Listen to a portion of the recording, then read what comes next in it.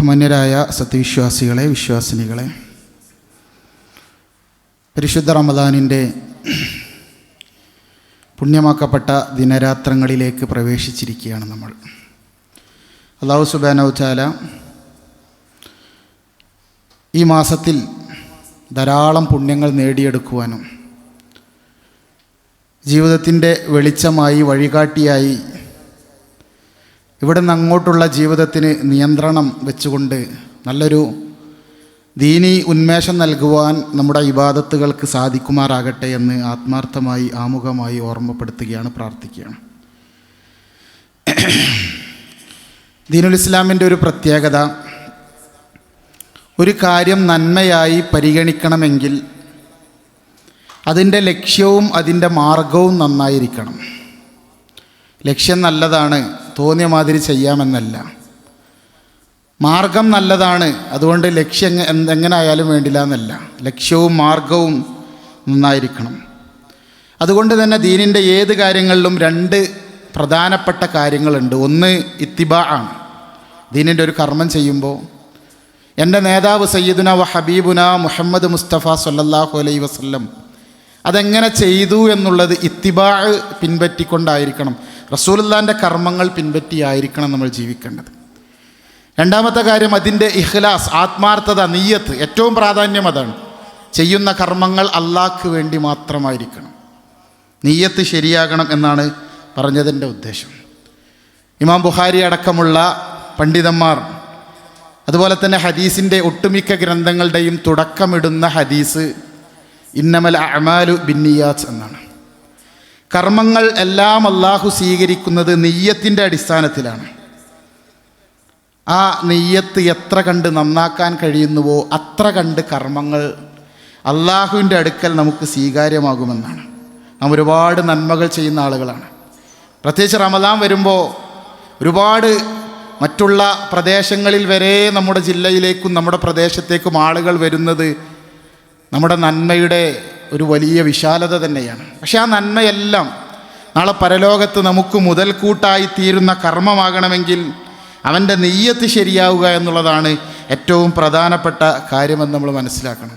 ആ നെയ്യത്ത് റെഡിയായാൽ, നെയ്യത്ത് ശരിയായാൽ, കർമ്മങ്ങളുടെ നെയ്യത്ത് ശരിയായി കഴിഞ്ഞാൽ അവന് വലിയ കൂലിയുണ്ട് എന്ന് റസൂലുള്ളാഹി സ്വല്ലല്ലാഹു അലൈഹി വസല്ലമ നമുക്ക് പഠിപ്പിച്ചു തരുന്ന ഹദീസ് കാണാം. ഇദാ മരിദ അൽഅബ്ദു ഔ സാഫറ, ഒരു മനുഷ്യൻ രോഗിയായി അല്ലെങ്കിൽ യാത്രക്കാരനായി, കുത്തിബ ലഹു മിസ്ല മാ കാനു യഅമലു മുഖീമൻ സ്വഹീഹ. ഒരാൾ രോഗിയായി, പക്ഷേ അയാൾ സ്ഥിരമായിട്ട് ചെയ്യണ കർമ്മം ഉണ്ടായിരുന്നു. അതെന്നും സ്ഥിരമായി എല്ലാ ജമാഅത്തിനും അദ്ദേഹം പള്ളിയിലേക്ക് എത്തിയിരുന്നു. പക്ഷേ പള്ളിയിലേക്ക് വരാൻ കഴിയാത്ത രീതിയിൽ രോഗിയായി. പക്ഷേ അയാളുടെ നെയ്യത്ത് എന്താ? ആരോഗ്യമുണ്ടെങ്കിൽ പള്ളിയിലേക്ക് എത്തണം. ആ നെയ്യത്തിന് അള്ളാഹു കൂലി തരുമെന്നാണ്. അയാൾ ആ ഒരു കൊല്ലം അല്ലെങ്കിൽ 10 വർഷം പള്ളിയിലേക്ക് പോകാൻ കഴിയാതെ വീട്ടിൽ കിടന്നാലും ആ കിടത്തത്തിന് പള്ളിയിൽ പോയി നമസ്കരിക്കുന്നതിൻ്റെ കൂലി തരുമെന്നാണ് റഹ്മാനായ റബ്ബ് നമുക്ക് പറഞ്ഞു തരുന്നത്. അത് നെയ്യത്തിൻ്റെ പവറാണത്, നെയ്യത്തിൻ്റെ വലുപ്പമാണത്. ചരിത്രത്തിലെ ഒരു യുദ്ധമാണ് തബൂക്ക് യുദ്ധം, ഗസ്വത്തുൽ ഉസ്റ. ഏറ്റവും പ്രയാസം നിറഞ്ഞ യുദ്ധമെന്ന് അല്ലാഹു റസൂൽ വിശേഷിപ്പിച്ച ഏറ്റവും പ്രയാസം നിറഞ്ഞ ഒരു കാലഘട്ടത്തിൽ നടന്ന യുദ്ധം. കാരക്ക പഴുക്കുന്ന സൗദി അറേബ്യയിലെ ചൂടിൽ യുദ്ധത്തിനിറങ്ങി പുറപ്പെട്ട റസൂലും സഹാബത്തും ഒരുപാട് പ്രതിസന്ധികളുണ്ടായി. വെള്ളമില്ലാത്ത അവസ്ഥയുണ്ടായി, ഭക്ഷണമില്ലാത്ത അവസ്ഥയുണ്ടായി. റസൂലുള്ളാഹിന്റെ ധാരാളം മുഅ്ജിസത്തുകൾ കണ്ടു. കൈവിരൽ വെച്ചപ്പോൾ അതിലൂടെ വെള്ളം ഒഴുകുന്ന മുഅ്ജിസത്തുണ്ടായി, ഭക്ഷണം ഇരട്ടിക്കുന്ന മുഅ്ജിസത്ത്. ഇതൊക്കെ തബൂക്ക് യുദ്ധത്തിൻ്റെ സമയത്താണ് ഉണ്ടായത്. ആ യുദ്ധത്തിൽ റസൂലുള്ളാഹി ഓരോ താഴ്വര മുറിച്ച് കടക്കുകയാണ്. മദീനയിൽ നിന്നും ദൂരെയുള്ള തബൂക്കിലേക്ക് നടക്കുമ്പോൾ മദീനയിലെ താഴ്വാരകളും മലകളും കുന്നുകളും മണൽപ്പാതകളും താണ്ടിങ്ങനെ നടന്നു പോവാണ്. ഓരോ താഴ്വാര മുറിച്ച് കടക്കുമ്പോൾ ഒരിക്കൽ റസൂല പറഞ്ഞു, നമ്മുടെ കൂടെ യുദ്ധത്തിന് വരാൻ കഴിയാത്ത ചില ആൾക്കാർ മദീനയിലുണ്ട്. നമ്മുടെ കൂടെ യുദ്ധത്തിന് അവർ വന്നിട്ടില്ല. ഈ കഷ്ടപ്പാടും ഈ ത്യാഗങ്ങളും ഒന്നും അവർ അനുഭവിച്ചിട്ടില്ല. പക്ഷേ നമ്മൾ വെക്കുന്ന ഓരോ കാലടിക്കും എത്ര പ്രതിഫലമുണ്ടോ, നമ്മൾ ചെയ്യുന്ന ഓരോ കർമ്മത്തിനും എത്ര പ്രതിഫലമുണ്ടോ, ഈ ത്യാഗം സഹിച്ച് ചൂടത്ത് നമ്മൾ പുറപ്പെട്ട യുദ്ധത്തിന് അള്ളാഹ് എത്ര പ്രതിഫലം നൽകുന്നുവോ ആ പ്രതിഫലം ഒട്ടും കുറയാതെ അവർക്കും കിട്ടുമെന്ന് റസൂലുള്ളാഹി പറഞ്ഞു. അപ്പോൾ സഹാബത്ത് ചോദിച്ചു, എന്താ റസൂലെ, നമ്മളല്ലേ ഇത്രയും പ്രയാസമൊക്കെ സഹിച്ച് ഇവിടെ വന്നത്? റസൂലെന്താ പറയാ, അവർക്ക് വരാൻ ആഗ്രഹമുണ്ടായിരുന്നു, അവർ പോരാൻ ആഗ്രഹിച്ചിരുന്നു, അതിനുവേണ്ടി അവർ ഒരുങ്ങിയിരുന്നു. എന്നാൽ വരാൻ കഴിയാത്ത ഉദുറുകൾ, കാരണങ്ങൾ, രോഗങ്ങൾ, അതുപോലെ തന്നെ മറ്റു പല ബുദ്ധിമുട്ടുകൾ അവർക്കുണ്ടായത് കൊണ്ടാണ് അവർക്ക് വരാൻ കഴിയാതിരുന്നത്. അവരാഗ്രഹിച്ചിരുന്നു എന്നാണ്. ആ ആഗ്രഹിച്ച ആഗ്രഹത്തിന് റഹ്മാനും റഹീമുമായ റബ്ബ് കൂലി നൽകുമെന്നാണ് റസൂലുള്ളാഹി സ്വല്ലല്ലാഹു അലൈഹി വസല്ലമ നമുക്ക് പഠിപ്പിച്ചിരുന്നു. ഒറ്റ ഹദീസ് കൂടി പറയാം. റസൂലുള്ളാഹി സ്വല്ലല്ലാഹു അലൈഹി വസല്ലം പറയാം, മൻ സഅലല്ലാഹു തആല ഷഹാദതൻ ബിസ്ദിഖിൻ.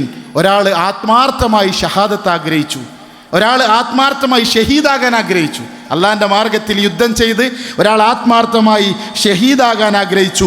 ബല്ലഹുല്ലാഹു മനാസില അശ്ശുഹദാ, അള്ളാഹു അദ്ദേഹത്തെ ശുഹദാക്കളുടെ പദവിയിലേക്ക് എത്തിക്കും. ആത്മാർത്ഥമായിട്ട് ആഗ്രഹിച്ചതാണ്. അള്ളാഹിൻ്റെ മാർഗത്തിൽ യുദ്ധം ചെയ്യണം, അള്ളാഹിൻ്റെ മാർഗത്തിൽ ജിഹാദിൽ ഏർപ്പെടണം, എന്നിട്ട് എനിക്ക് ഷഹീദാകണമെന്ന് ആഗ്രഹിച്ചു. അള്ളാഹു അയാളെ ഷഹീദിൻ്റെ പദവിയിലേക്ക് എത്തിക്കും. വഇൻ മാത അലാ ഫിറാഷിഹി, അവനവൻ്റെ വിരിപ്പിൽ കിടന്നാണ് മരിച്ചതെങ്കിലും അള്ളാഹു അവനെ ഷഹീദിൻ്റെ കൂലിയിലേക്ക് എത്തിക്കുന്നതാണ്. അത് നിയ്യത്തിൻ്റെ പവറാണത്.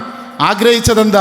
ഷഹീദിൻ്റെ കൂലി കിട്ടണമെന്നാണ്. അതിനുവേണ്ടിയാണ് ആഗ്രഹിച്ചത്, അതിനുവേണ്ടിയാണ് ജീവിതത്തിൻ്റെ ഒട്ടേറെ സമയത്ത് അദ്ദേഹം പ്രാർത്ഥിച്ചത്. പക്ഷേ അദ്ദേഹത്തിന് യുദ്ധത്തിനോ അല്ലെങ്കിൽ ഷഹീദിൻ്റെ അവസരമുണ്ടായില്ല. പക്ഷേ അയാൾ വഇൻ മാത അലാ ഫിറാഷിഹി, അയാളുടെ വിരിപ്പിൽ കിടന്ന് അയാൾ മരിച്ചാലും അയാൾക്ക് ഷഹീദിൻ്റെ കൂലി കൊടുക്കുമെന്ന് റസൂലുള്ളാഹി സ്വല്ലല്ലാഹു അലൈഹി വസല്ലമ നമുക്ക് പഠിപ്പിച്ചു തരുന്നുണ്ട്. അതുകൊണ്ട് നിയ്യത്ത് ഉണ്ടാകണം. നമ്മൾ റമദാനിൻ്റെ ഓരോ കർമ്മങ്ങളിലേക്ക് ഇറങ്ങുകയാണ്. എന്ത് ചെയ്യുമ്പോഴും മനസ്സിലൊരു നിയ്യത്ത്, റബ്ബേ ഈ പുണ്യമാക്കപ്പെട്ട ദിനരാത്രങ്ങളിൽ നിനക്ക് വേണ്ടിയാണ് ഞാൻ ഈ ചെയ്യുന്നത്. ആ ഒരുപാട് ആളുകൾ നമ്മുടെ മുമ്പിൽ സ്വതക്ക ആവശ്യപ്പെട്ട് വരും. പല രൂപത്തിൽ പള്ളിയിലുണ്ടാകും, അങ്ങാടിയിലുണ്ടാകും, വീട്ടിലെത്തുമ്പോൾ അവിടെ പിരിവാരുണ്ടാകും. ഒരു പിരിവാരെ കൊണ്ട് കുടുങ്ങിയെന്നല്ല നമ്മൾ പറയേണ്ടത്. റബ്ബ് തന്ന അവസരം ഉണ്ടെങ്കിൽ കൊടുക്കുക. കൊടുക്കുമ്പോൾ മനസ്സിലൊരു നിയ്യത്ത് വെക്കുക. പടച്ചോനെ, നീ പറഞ്ഞിട്ട് നിൻ്റെ നീ എന്നോട് ചെയ്യാൻ പറഞ്ഞിട്ട് നീ കൂലി തരണേ എന്ന ആത്മാർത്ഥമായ നിയ്യത്തോടു കൂടി കൊടുത്താൽ അത് എത്ര ചെറുതാണോ എത്ര വലുതാണോ എന്നല്ല, നമ്മുടെ നിയ്യത്ത് എത്രമാത്രം ആത്മാർത്ഥമാണോ അതിന് നിങ്ങൾക്ക് കൂലി തരുമെന്നാണ് റസൂലുള്ളാഹി സ്വല്ലല്ലാഹു അലൈഹി വസല്ലമ നമുക്ക് പഠിപ്പിച്ചിരുന്നത്. നോമ്പിന് നിയ്യത്ത് വെക്കും. പക്ഷേ നമ്മുടെ നാട്ടിലൊരു പ്രശ്നം എന്താ വെച്ചാൽ, ചെല്ലി പറയുന്ന ഒരു സിസ്റ്റം ഉണ്ട്. ഇസ്ലാമിൽ അങ്ങനെ ഒരു സിസ്റ്റം ഇല്ല. റസൂലുള്ളാഹി സ്വല്ലല്ലാഹു അലൈഹി വസല്ലമയുടെ ഒരുപാട് നോമ്പുകൾ റസൂൽ നോറ്റിട്ടുണ്ട്. എത്രയോ നമസ്കാരങ്ങൾ നിർവഹിച്ചിട്ടുണ്ട്. ഒരു നമസ്കാരത്തിൽ പോലും അല്ലെങ്കിൽ ഒരു നോമ്പിൽ പോലും നവൈതു സൗമ ഇത് റിപ്പോർട്ടില്ല. റസൂൽ ചൊല്ലി പറഞ്ഞിട്ടില്ല. അത് ബിദ്അത്താണ്. മറിച്ച് നീയത്ത് എന്ന് പറഞ്ഞാൽ അത് കൽബാണ്. മഹല്ലുന്നിയ്യത്ത അൽ കൽബ്, നെയ്യത്തിൻ്റെ സ്ഥാനം അത് കൽബാണ്. അതുകൊണ്ടാണ് നമ്മൾ മനസ്സിൽ വിചാരിക്കണം, ആഗ്രഹിക്കണം, പടച്ചോനെ നോമ്പെടുക്കാൻ. അത് ഫർലായ നോമ്പാണെങ്കിൽ സുബഹിക്ക് മുമ്പ് മനസ്സിൽ കരുതുകയാണ് വേണ്ടത്.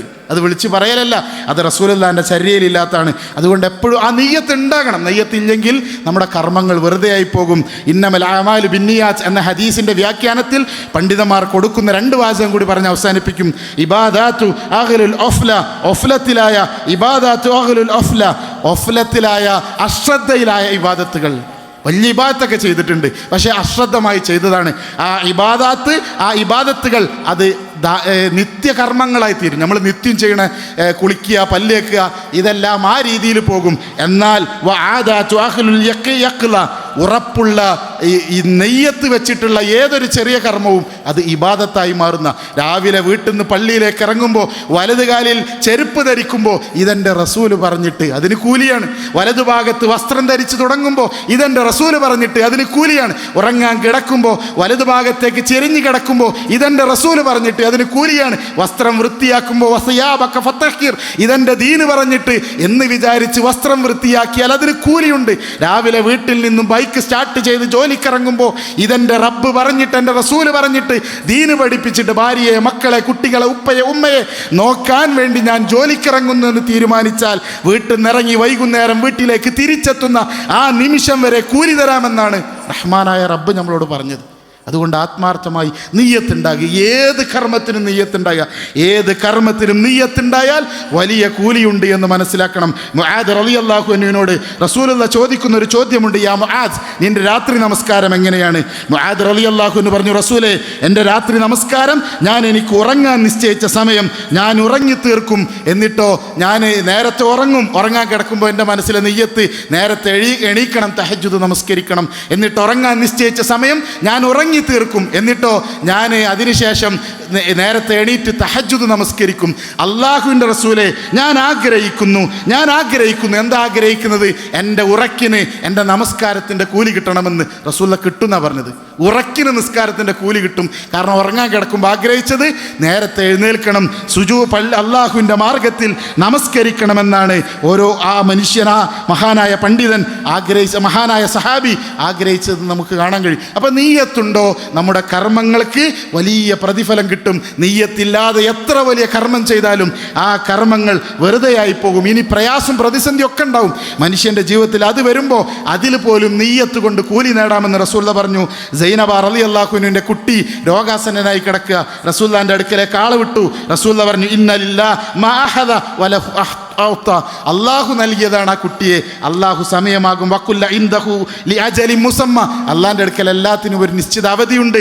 അതുകൊണ്ട് ഫസ്ബിർ, പ്രയാസങ്ങളും പ്രതിസന്ധിയോടും കുട്ടിയുടെ രോഗത്തിലും ഫസ്ബിർ, നീ ക്ഷമിക്കുക. ഫൽയഹ്തസിബ്, നീ പ്രതിഫലം ആഗ്രഹിക്കുക. അപ്പോൾ പ്രയാസം ഉണ്ടാവും, അവിടെ ക്ഷമിക്കുക, പ്രതിഫലം ആഗ്രഹിക്കുക. ആ നീയത്ത് മനസ്സിലുണ്ടോ? ഇത് റബ്ബ് തീരുമാനിച്ചിട്ട്, ഞാൻ ജനിക്കണതിൻ്റെ മുന്നേ തീരുമാനിച്ച കാര്യം അത്, ഞാൻ ഇടങ്ങറായിട്ട് കാര്യമില്ല, റബ്ബിനും കീഴൊതുങ്ങിക്കൊടുക്കുന്നു. വയറല്ലാ വയുസ്ലിം, അള്ളാഹുവിൻ്റെ മാർഗത്തിൽ തൃപ്തിപ്പെട്ടു. വയുസ്ലിം, അവന് കീഴൊതുങ്ങിക്കൊടുത്തു. വലിയ കൂലിയുണ്ട് എന്ന് റസൂല പറഞ്ഞിരുന്നുണ്ട്. അതുകൊണ്ട് ഇബാദത്തുകൾ നമ്മുടെ ഇൻഷാ അല്ലാഹ് റമദാനിൻ്റെ ഓരോ കർമ്മങ്ങളിലും നെയ്യത്തിന് സ്ഥാനം കൊടുക്കുക.